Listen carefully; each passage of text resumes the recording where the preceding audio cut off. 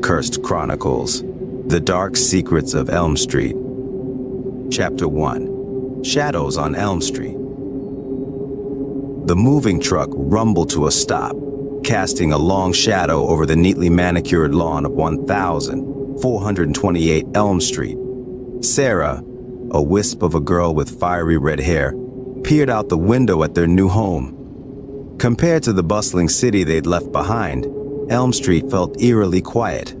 The only sounds were the rustle of leaves in the ancient elm trees lining the street and the distant cawing of crows. Her older brother, Michael, a lanky teenager with a perpetual scowl, tossed a stray baseball into a cardboard box.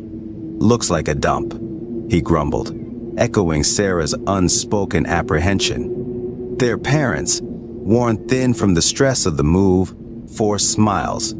Their father, a man whose optimism seemed perpetually on the verge of flickering out, clapped Michael on the shoulder. "It's got character, son. Just needs a little TLC." Their mother, her eyes shadowed with worry lines, knelt before Sarah. "It'll be an adventure, honey. New school, new friends." Sarah offered a half-hearted smile. The house itself wasn't the problem. It was a Victorian-style structure, grand in its faded glory, with a wraparound porch and a widow's walk perched atop the roof. It was the unsettling aura that clung to it like a shroud. Chapter 2.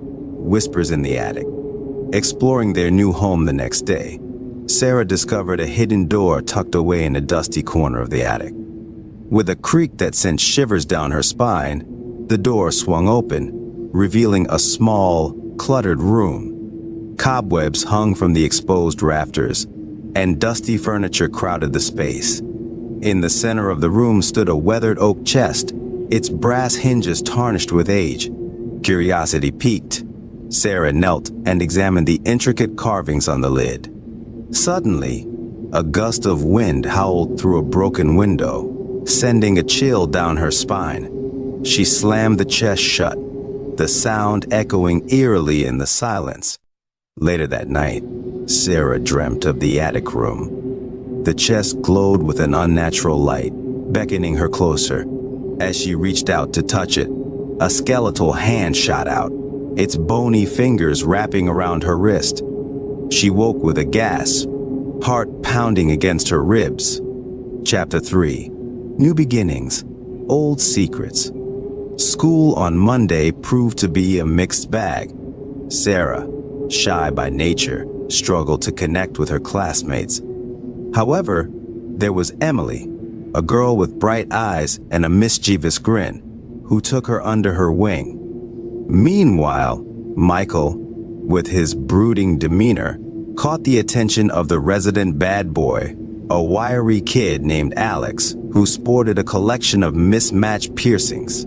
During lunch, Emily leaned in conspiratorially.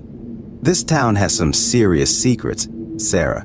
You wouldn't believe the stories whispered about Elm Street." Sarah's curiosity was piqued. "What kind of stories?" Emily lowered her voice. "They say this place is cursed. Back in the day, a bunch of kids died in a house fire on this very street. Some folks believe their spirits still haunt the town." A shiver ran down Sarah's spine. Could her strange dream and the unsettling aura of the house be connected to this local legend? Chapter 4. Unraveling the Past. Determined to learn more, Sarah ventured back to the attic room. This time, she found a dusty journal tucked away under a pile of old clothes. The leather cover was cracked, and the pages yellowed with age.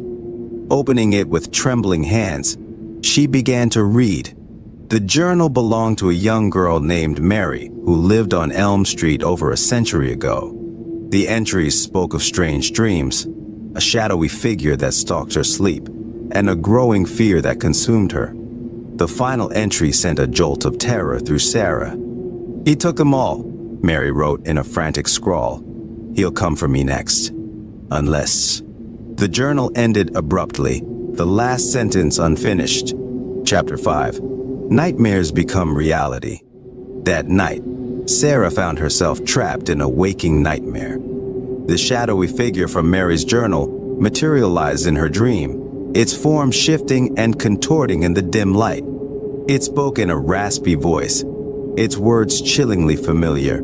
"They will all be mine."